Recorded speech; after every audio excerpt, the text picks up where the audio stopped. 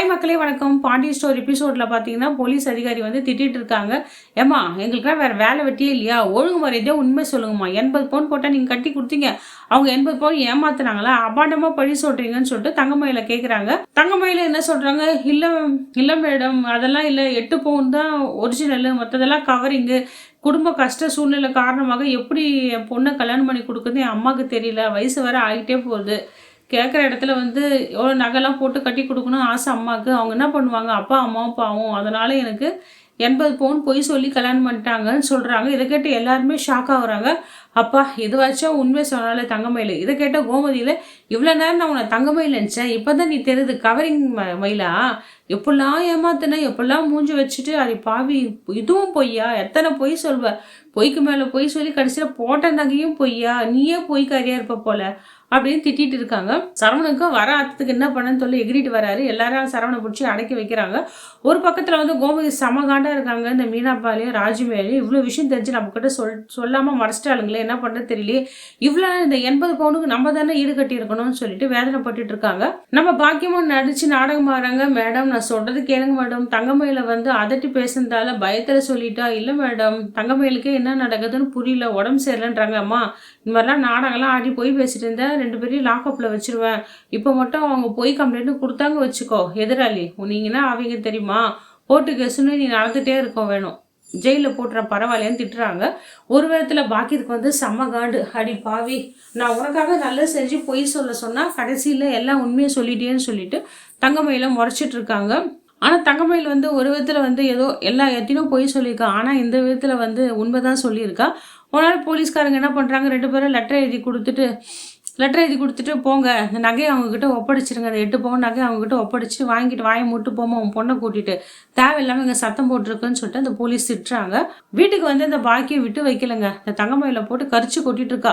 எதுக்கு இந்த வீட்டில் இருக்க, ஒழுங்கு மரியாதையாக வெளியே போ, உன் வாழ்க்கைக்காக தான் நான் இவ்வளோ பொய் சொல்லிட்டு இருக்கேன், எல்லாமே பொய் சொன்னேன், இது உன் வாழ்க்கைக்காக சொன்னேன், இதில் போய் நீ அப்படியே உண்மையை சொல்லிட்டியே, அம்மா என்ன பண்ணுவேன், சுடரோட வாழ்க்கையை நினச்சி பார்த்தியா, சுடரோட வாழ்க்கையை நீ நினச்சி பார்த்தியா, அப்படி சொல்லியிருப்பேன்னு கேட்குறாங்க. அம்மா தப்பு தானம்மா, நீ எவ்வளோ பொய்யும் சொல்லியிருக்கோம்மா, அந்த குடும்பத்தையும் ஏமாத்திருக்கோம், போட்ட அம்புட்டு நகையும் கவரிங் தானம்மா, 8 பவுன் மட்டும் தானே ஒரிஜினலு, எல்லாமே பொய்ன்னு சொன்னால் என்னம்மா, எல்லாமே தங்கன்னா தப்பு தானம்மான்னு சொல்கிறாங்க.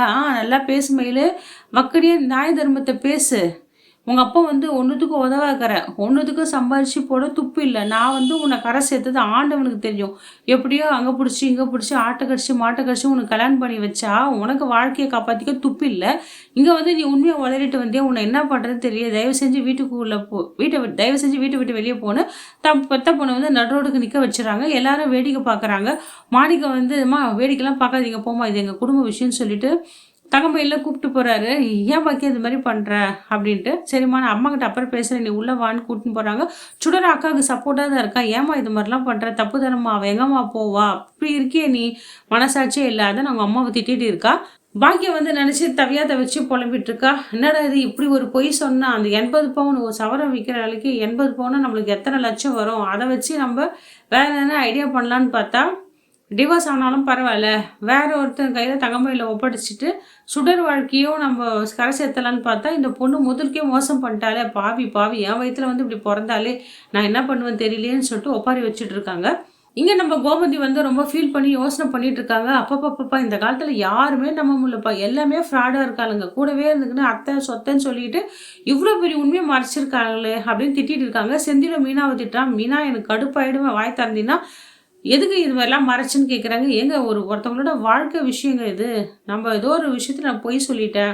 உடனே நம்ம கோமதி நாங்கள் மீனா பார்த்து, அம்மா நீ ஒரு பொய்யா சொன்ன, 3 பொய் சொல்லியிருக்க, சுகுனியா கூட சேர்ந்துக்கிட்டு ராஜி பற்றின விஷயத்தெல்லாம் மறைச்ச பற்றியா, அதில் ஒரு தப்பு பண்ணியிருக்க, இப்போ தங்கமயிலோட நகை விஷயத்தில் ஒரு தப்பு பண்ணியிருக்க, இன்னும் எத்தனை தப்புமா நீ பண்ணுவ, தப்புக்கு மேலே தப்பு பண்ணிகிட்டு இருக்க. ஒரு வார்த்தை உனக்கு தோணுச்சு அடி, அத்தை இது மாதிரி நடந்துச்சு அத்தை சம்பவம், இது மாதிரி அவங்க போட்டதெல்லாம் பித்தளை நகை தான், நம்மளை ஏமாற்றிட்டு இருக்காங்க, அன்றைக்கே நீங்கள் 2 பேரும் சொன்னீங்களா, அக்காலும் தங்கச்சியும் சேர்ந்து எப்படி ஒரு குடும்பத்தையே நீங்கள் ஏமாற்றிட்டீங்க, இப்போ எவ்வளோ பிரச்சனை வந்துச்சு பற்றியா, இப்போ அந்த 80% ஈடு கட்டுனா நான் எங்கே போயிருப்போம், நாங்கள் கொஞ்ச நேரம் யோசனை பண்ணி பார்த்தீங்களா, ஏதோ பொய்யில பொய் ஏதோ உருப்படியா அந்த தங்கமயில் இந்த ஒரு விஷயம் உண்மைய சொல்லியிருக்கா.